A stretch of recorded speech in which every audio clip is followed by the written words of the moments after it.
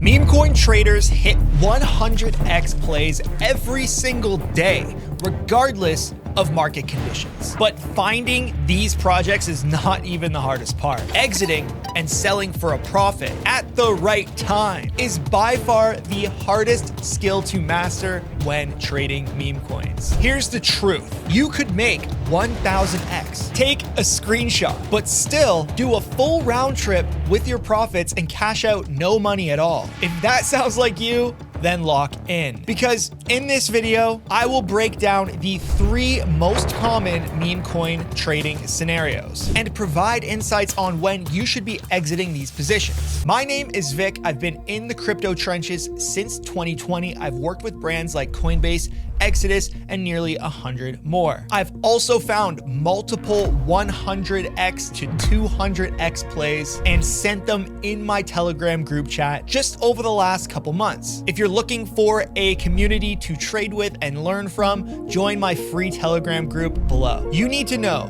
that nothing in this video is financial advice. Just like you, I'm a student of this game, and this game is constantly evolving. And all of these strategies are based on what I have found to work and what I've learned from people around me. There's a million ways to go about this. I'm just putting this together for educational purposes for you. So let's get into it. What you need to understand is that every token, every trader, and every holding situation is completely different. Therefore, we need to take inventory of the situation that we're in before we can even decide what the best course of action is. Here are the factors that I want to consider before I make any decisions. The first major thing is the project itself. I want to be checking to make sure that this project is not a scam. There are probably 100 ways that a scammer can scam you. And if you have not yet watched my Identify Scams video,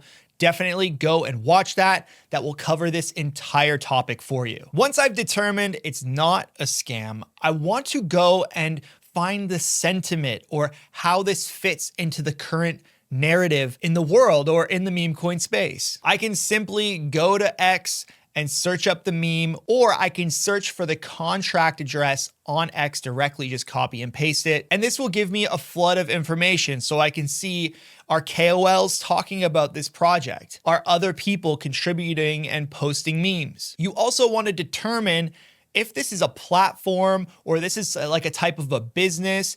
Is this project actually legit, or is it just a LARP? Because really what we're trying to assess is, how far can this thing go? If it's a great meme that has a really good community and it has like meme utility, what I mean by meme utility is that meme can be used in many different scenarios organically. Meme utility will push the joke further if it's a joke-based token. Also, you need to make sure that there's organic volume happening on the token, that real people are trading it and not just volume bots. I go into volume bots and what they are in the Identify Scams video as well. The second thing you need to consider is, what is your current position? Are you profitable? Are you losing money and in the red? And also, like, when did you enter? Did you top blast and now it's coming down? Did you get in before the token even bonded and now it's about to migrate over to Radium? Like, really think about where you are in context of the token's life cycle. Really,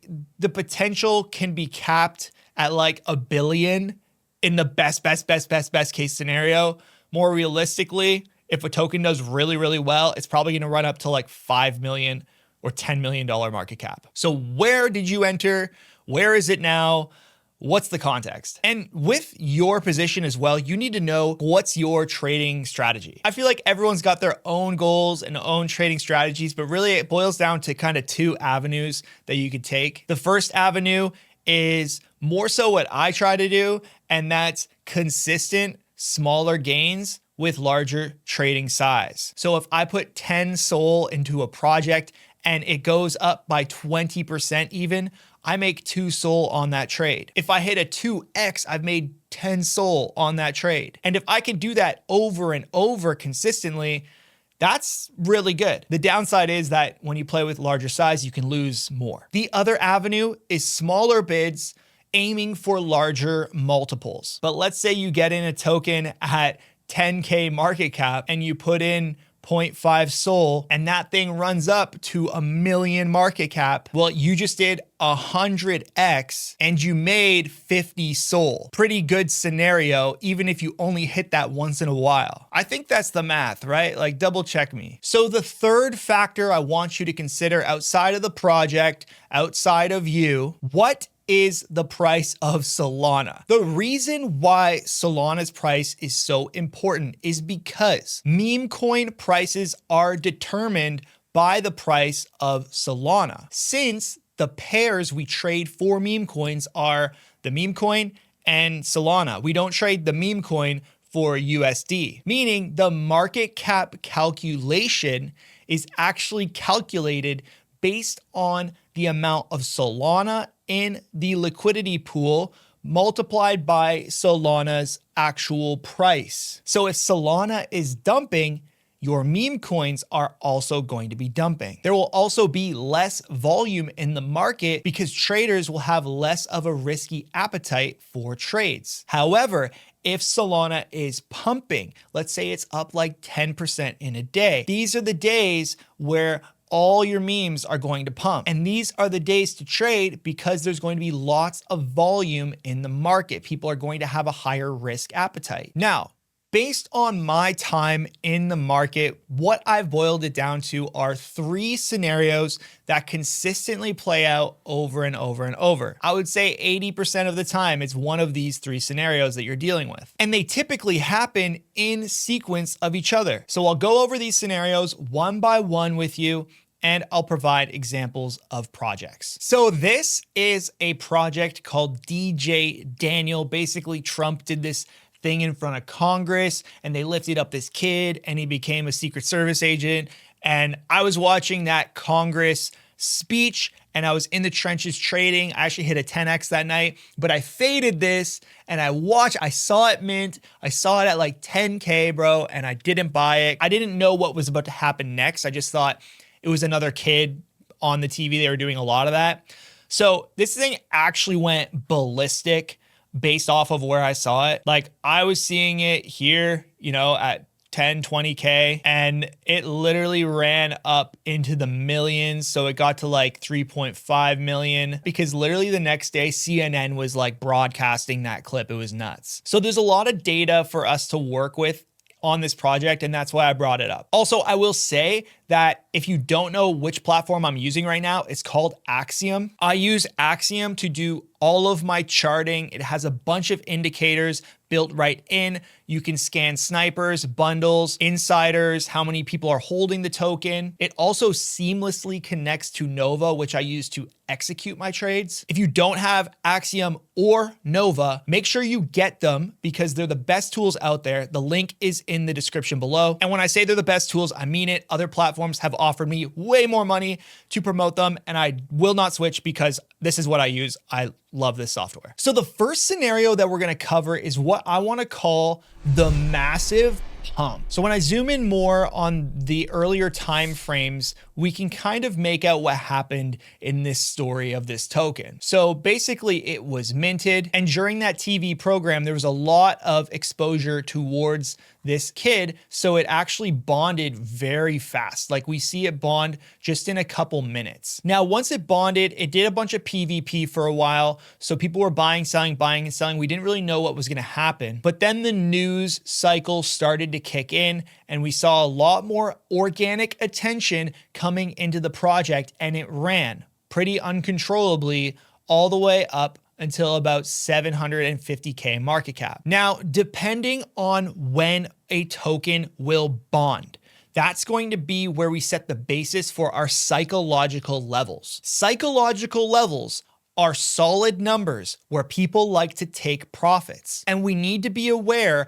of what psychological levels we're about to hit. 100K, 250K, 500K, 750, 1 million, 2.5, 5 million, 10 million. These are all very firm psychological levels that people think everyone's going to sell at, so they want to sell before them. So typically, if we're dealing with like a 500K psychological level. People are going to start selling at like 480, 450 because they see the psychological level coming. Now, going back to what I said about migration, we also have to think about migration multiples. So let's say migration from pump fund is happening at 50K. That means that anyone who bought at migration will hit a 2x at 100K. And a lot of people are probably going to be taking profits at around 2x. So we can assume that 100K is a very strong psychological level. If migration is 75K because Solana is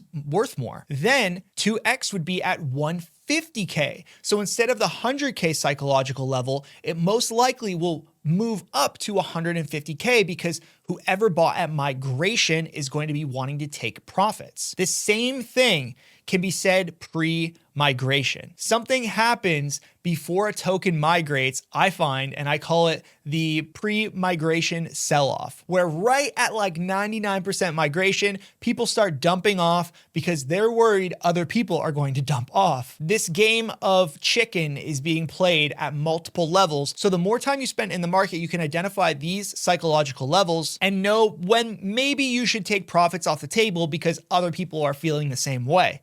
And again, this is a big game of chicken. Okay, so let's zoom in on the 1 second at the very start of this project, and I'll kind of show you what you should be thinking about doing on the way up. So let's say we bought around here when I originally saw it, which was literally like 15 to 20K. If I would have bought here, it would have been biblical, but let's not talk about it. So if you buy at this level and you have some very strong buy pressure coming in, what I see a lot of the pro streamers do, and what I've kind of adopted as well, is selling in 10% or 25% increments on the way up. A lot of us think when you sell and exit, you just need to sell 100% all in one shot. But a lot of the time that might not be the best thing to do unless it corresponds with your strategy. I would say in these early stages, if you can clip 10% up, so selling 10% here, 10% here, 10% here, and just accumulating and selling 10%, you're reducing your risk, the amount of money that you put into the trade, while also maximizing your potential gain on the trade because you still have money in the liquidity pool,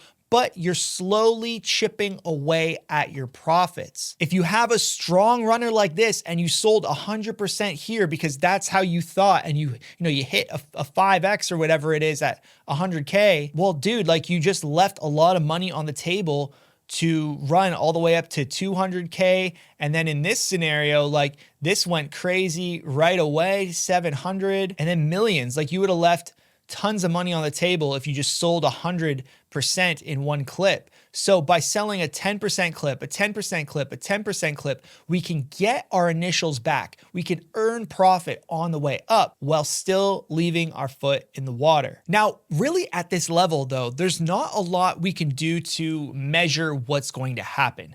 Technical analysis, or TA, is more effective when there is way more volume, less volatility, and projects aren't at risk of getting completely rugged at any moment, which at that level, it pretty much is. I still use indicators at this level, but I don't really put that much weight on them. The TA that I'm doing is very, very specific to Memecoins. Let me show you what I mean. So aside from like determining if it's bundled or there's insiders, which I go over in the Identify Scams video, I actually use Axiom to determine the holders as well, because holders or pro traders here is a very good indicator of how many real humans are in the trade. You can see the holders is 4,200, but the pro traders 380. That's a pretty bad ratio because that's telling me there's a lot of bots and a lot of bundled wallets. Pro traders are wallets that are most likely human, so we want this number to be high, and we also want it to be increasing. If the number of pro traders is decreasing, then people are leaving it and attention is being lost. So that's how I would handle a project that you got in on early that's pumping up. Sell in little bits, or if your plan was to make a 2 or 3x, wait for the 2 or 3x and sell 100%. But you gotta know which avenue you're taking. The goal here is to lock in some gains, but still be exposed to the upside. So now let's get into scenario number 2, and we're gonna actually use the exact same token. As the market cap increases and breaks past 100K, I would say in these regions, it's pretty logical to start breaking out indicators and start drawing on the chart a little bit. Now, by no means Am I like some charting guru? I just know a few tactics that I've learned online and I've used. There's probably a million other indicators you can use in order to trade properly. So do more research than just this video, please. But this is what I know and what I use and have showed other people to use as well. So on the chart, we can actually go over to the indicators button right here, and we're gonna be able to add automated indicators right on the chart to kind of speak to us. The first one that I wanna add is called RSI, Relative Strength Index. That's gonna open this little purple module at the bottom. And basically this line shows us when a token is overbought or oversold. So overbought means that people are paying a large premium on it and it will probably correct down to the center line. Oversold means that it's quite cheap in comparison to where the chart has been and will most likely correct upwards. And you can see how accurate it is. At the top right here, it was very oversold, and then it dumped down into this region to balance out. When it dipped here, it was undersold and it corrected back up. The next indicator that I like to use is called the EMA cross. Now the EMA cross is actually right on the chart itself. And I've covered these in another video, but I'm gonna go over them again. It's basically these two lines, which are orange and green. They represent different moving averages of different time frames. And what we're gonna wanna pay attention to is when they actually cross and create this blue plus sign on the chart. This blue crossing plus sign indicates a trend reversal. So we can see that the lines didn't cross running up, but then right when they crossed here, there was a trend reversal down. And you can see that every time there's a trend reversal up or down, the EMA is crossing. Right here's a great example. The EMA crosses after a trend reversal and it runs all the way up here. The last indicator that I want to throw on the chart is called a MACD, M-A-C-D. That's going to open this module right here at the bottom. And what this is used for is also determining momentum. So I use these red and green bars at the bottom, which I'm honestly not sure how they're calculated. But essentially, if we are red, the price is more likely to go down. The momentum's going in the negative direction. And then as it tapers up and switches into green, the price is most likely going to go in a positive momentum direction. And when we look at the chart in comparison, we have a dip here. So the momentum is red. And then right when the momentum switches to green, it starts to pump the token up here. So I like to keep these active and visible when I'm trading past bond. Pre-bond, this stuff is really not going to help you that much. And we're going to use these indicators to help us make a decision on, is this trend going to reverse or is this trend going to continue? And we kind of want to wait for all three of them to indicate the same thing at the same time in order for us to make a pretty confident decision. But I want to zoom in here at this first pump because there's another tool that we can use once this token runs up here and starts reversing and hits that EMA. Because like if we had this big run up and it starts dipping and this EMA hits, I'm scared, man. Like that's not a good sign. That could be it. It could be over. So I've really used the EMA a lot. And I'm more so thinking about how much can this dip? And if I sell right here, can I pick the bottom back up and ride it up again? How I want to determine that is trying to map out what they call a fib retracement. So the fib tool is right here, this little like burger looking signal. Essentially, how you want to draw a fib is based on a trend. So this is an uptrend right here, and then it moves into a downtrend. Here comes up, moves down, and a fib really only works effectively in that trending section. So I want to draw this fib from the very bottom of the trend right here, all the way to the very top of the wick of this trend right here. Now I know there's this like big wick that came up here, but this is a MEV candle. This is like kind of a glitch on the chart. I go over MEV candles in my Nova training guide, which I will also put right there for you to go and watch. If you have not used Nova and Axiom, you can get started with it. Now, the fib uses Fibonacci, which is a mathematical sequence of numbers to determine where a retracement is going to land. And as you can see, the fib retraced right back to the 0.5 on the fib. And you can see these numbers here, 0.236, 0.382, 0.5, 0.618, 0.786. Now, it's been said by a lot of meme coin traders and big voices in the space that meme coins can often retrace back to the 0.78 on the fib and make a big pump. If I'm selling here because a trend just reversed, I'll probably be waiting out to rejoin at the 7.8 if volume continues. But you can see here, the buy pressure was so strong that when people took profits, it only bounced off of the 0.5 at this level. But if we actually stretch out the fib a little bit, we can see that it actually also hit the 618 right here. And it's crazy how accurate it is. Like, it just goes up to the top, it bounces, it goes in this channel, it bounces. And basically, like, there's no rule of, oh, I'm gonna draw a fib and it's gonna retrace down to this. It's just a guide on, if it breaks this, I'd probably be pretty scared because it's most likely done. Or if it hits this and moves up, it might be a trend reversal, but we want to use this as an indicator of where the price is moving. Obviously, this is not going to tell us it's going up or down.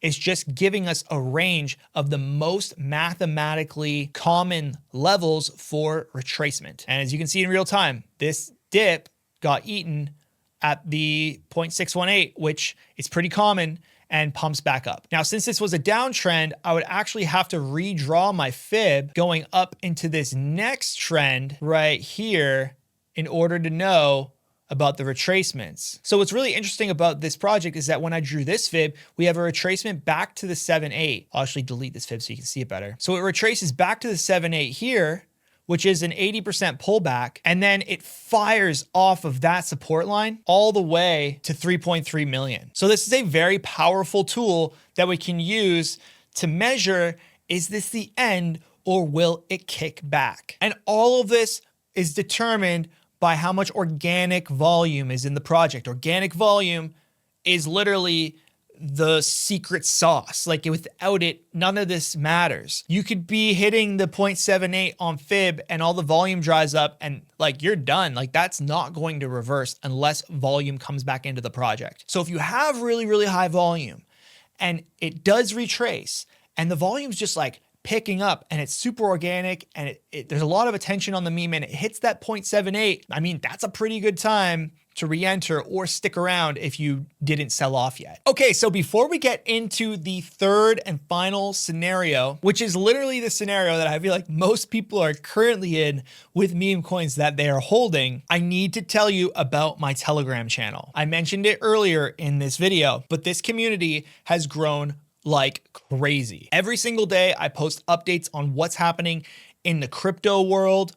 I post different memes about crypto. I talk about trending tokens in the meme coin space and different projects that I'm partnering with. And within this channel of news and insight, we have a group chat with over 6,000 people in it. Everyone's always trading together, helping each other out, giving each other advice. Our moderators keep the culture very, very positive, and I just don't think there's any other community like it in crypto. So if you want to be a part of a community like that that supports you and wants you to succeed and isn't going to rug you, join for free using the link below. Now let's get into the third and final scenario. What happens if you buy a token at the top and it crashes? And I'm talking, it goes down. Like, we're going 90 to 99% down. You put in $100, you got a few dollars left. What's the play? And I feel like right now the market kind of is garbage. So there's a lot of this. So this is a token called Canada.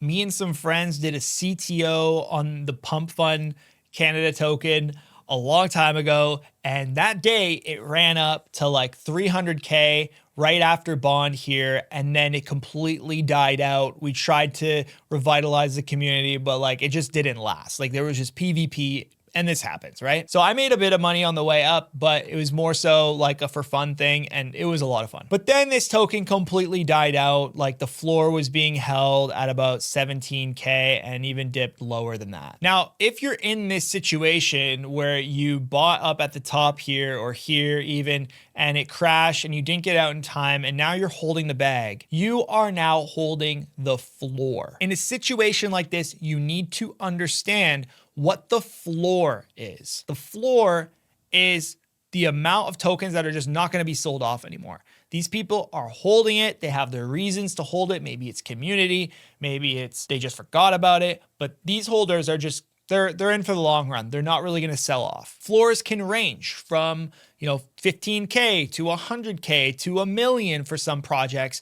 All floors are different, but you need to identify the floor. How low is this thing going to go? Is there a future for this idea or this project? If it was some tech LARP and they said they were going to make this website and it was a lie and they were just rugging, there's no future there.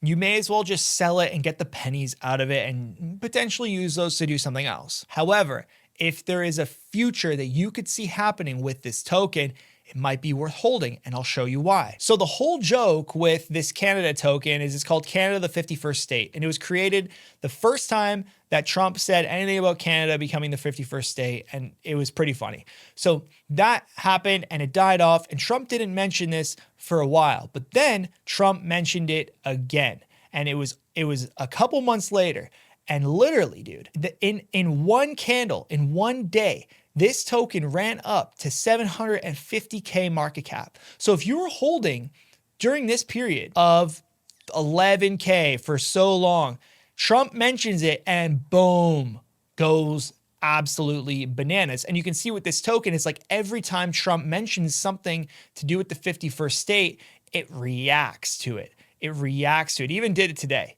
It even did today on a small scale. Trump said something about the 51st state. It ran from 30K to like 100K or something, and it died back down. But this is kind of the best case scenario for a token like this that's dead, is there's some sort of surge of interest or attention that comes down the line. Maybe a huge influencer comes on board and just revives it. That's what happened with MLG. MLG was a very dead token. I think it was only like a $1 million market cap or a couple $100,000 market cap. I don't remember. But then FaZe Banks bought in and he was like, I'm taking over. And it ran up to like 250 million at the top, right? So there's just some things that you want to hold on to if you believe that it can revive. And even if you bought the top and you only have a few dollars left, just who cares? Leave it and let it explode if there's potential. But if there's just no potential and the thing's trash and it was based on a lie or based on a scam and no one's ever going to touch it again, then you may as well sell it off. The major thing to consider is your position, right? Like, do you want that money out?